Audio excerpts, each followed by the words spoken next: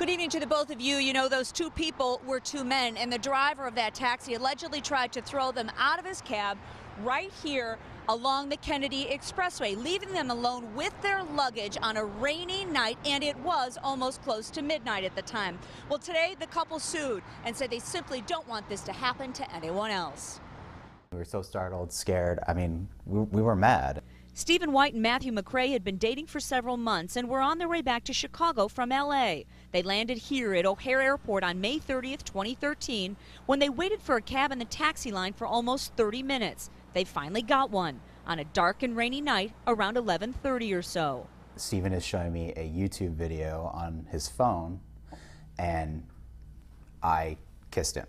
The driver of the Sun taxi, Jama Anshur, flashed the lights inside his taxi and said, "You can't do this is public transportation," pulls the cab over and asks us to get out of the cab on the expressway.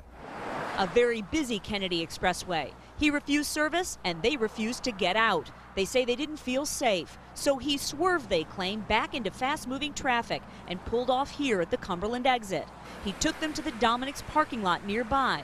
Meanwhile, Stephen had already been on the phone with 311. They then transferred him to 911.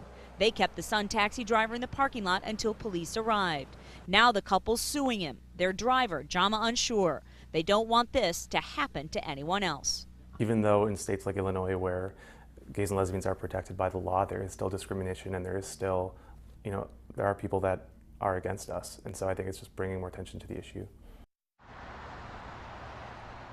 White and McCrea are suing for an undisclosed amount of money. That suit was actually filed in court today. And as for the driver, he was terminated from Sun Taxi within 1 week of the incident, the company tells us.